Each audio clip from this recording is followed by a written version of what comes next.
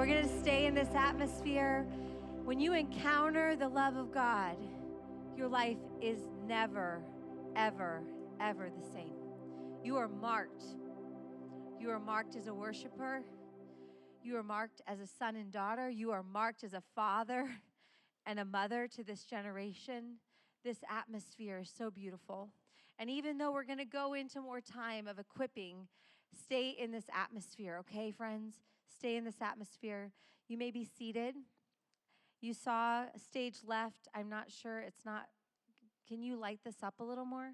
Or can we bring it center stage to my MC crew? Oh, beautiful. Okay. When you see things with your eye, like do you ever see like an outfit that you just like love, right? Or you stumble upon a video and you're just like, someday I'm going to meet them. Or you stumble upon a worship leader like Kim Walker-Smith and you learn to worship like never before. When you encounter something that you want, you go get it, right? Or you find a way. Maybe you find the knock off for a while, right? But this space and this time in this next hour, you're going to encounter some of the people that have been pivotal in me stepping up into being activated in the supernatural of what my life and the significance of my life. They've had dreams. They've helped me in the wee hours of the night when I found their YouTube clips about being revivalists and going to every place that revival has ever taken place, and been in the churches and walked through them and did a documentary. I found this YouTube clip back in 2012 of one of the pastors, the man that I'm going to bring up here in a moment. But I wanted to talk about her. This is Awakened. She's beautiful. She has honeycomb and bees here. She's dancing. She's in the secret place. But this painting started from a parking lot in Waco, Texas, when I took my parents to go to Magnolia Table. And we walked outside, and little did I know what was going to begin to take place in my life. We walked outside. I saw a bumper sticker, and it said Shalom, and it had a lion on it. And I said, I like that bumper sticker. So I go knock on the lady's window. I'm like, I love your bumper sticker. I want to get one. I'll go get what I want. And she goes on to say, well, I'm an artist. I actually created it. You can go to my website, So needless to say, we connect with each other on Instagram and social media, Facebook, and we start this journey. Now, I did not know this, but her granddaughter said to her that morning, she's like, Grandma, you're going to meet somebody today that's going to have a significant role in your life. She's a prophetic painter. She's been painting for 40 years. But I just learned this week, she specifically said, Grandma, you're going to meet a millionaire today. And she didn't know about my whole journey until literally the last month. Because we don't really show up in social media. So I find out she lives in Abilene, Texas. So as I'm taking Amaya down to Master's Commission, just a little like over 6 to 8 weeks ago, I feel like it's gone by so fast. I'm like, can we stop by your studio? Well, here's the crazy thing, is for 2 hours, I'm out on a Zoom call in my car. And my daughter goes into this woman's house. We're out on a ranch with those cattle that are like white, and they have the big, like, I don't know what they're called. Somebody help me in the, what? There you go. They have those. This is their little farm. They have like thousands of acres somewhere else in Texas. I don't know. So I don't know any of this. I kind of like knew the woman. So I'm like, yeah, go on in. My daughter's an artist, so I go on in. This woman like spoke so much into my daughter's life, called out her divine destiny, called out the artist that she is, called out how she sees things and can photograph them and bring them to life. She called it out. So for 2 hours, I walk in, they're already like having a come to Jesus moment and praying and all that. So for another 2 hours almost, we sit and talk, and I say, I want a painting. I want a moment, a mark in the sand that testifies of kicking fear in the face. And so this is Awakened. But I also, Maya might be in the room, or she might be traveling about taking her siblings here and there. But over the last couple years, since 2020, and what happened in 2020 after I came home from Magnolia is I realized the addiction of alcoholism was trying to come up in my family bloodline. And now I began to read things in 2020 that I didn't know how bad the world was at the time. I was like living under a rock. And I began to learn how many abortions had taken place, the pedophilia and the sex trafficking, and I knew it was happening. And you think, okay, at the beginning of the year, before even the world shut down in January, I was at a conference, and all these girls from the Dream Center and from LA Dream Center and Phoenix Dream Center come out to these big conferences.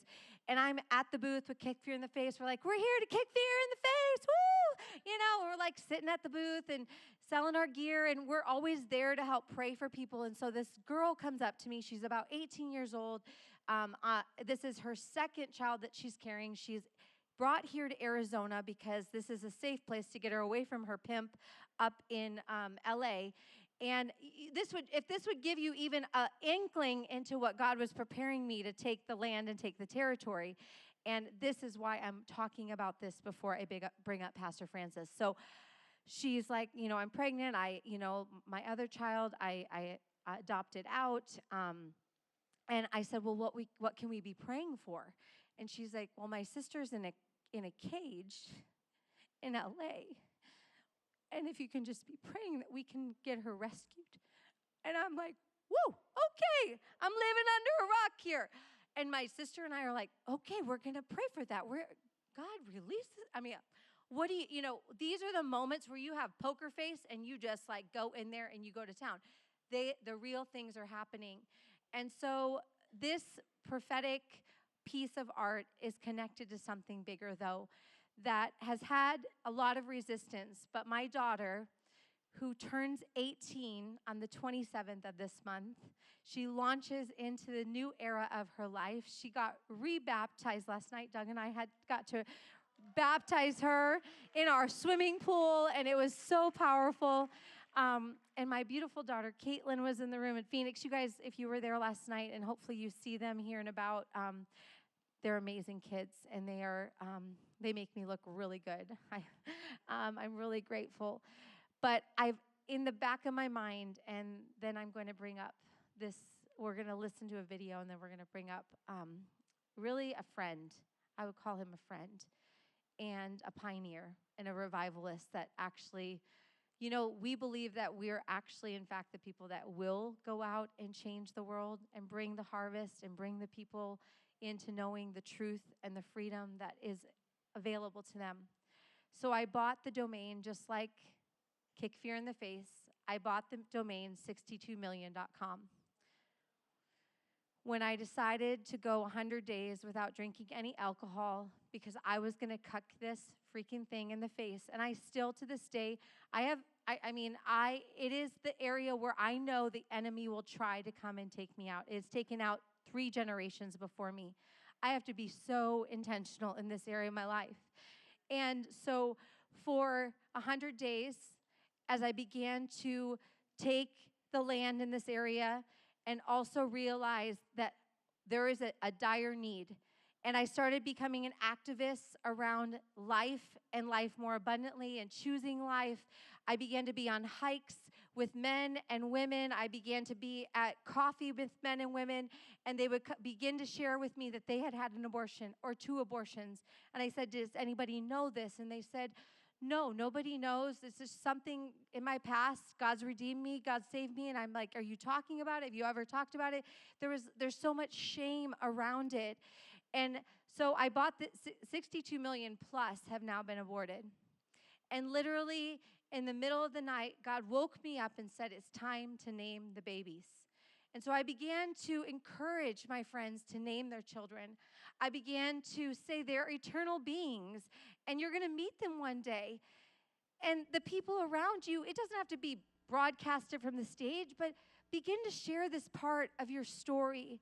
And so I have a tree of life out there, outside, with hearts on them. Now, this could be about an aborted dream that you have left way back there that you need to pick back up and claim. It could be as little as, I want to fly an airplane. I want to go to Israel.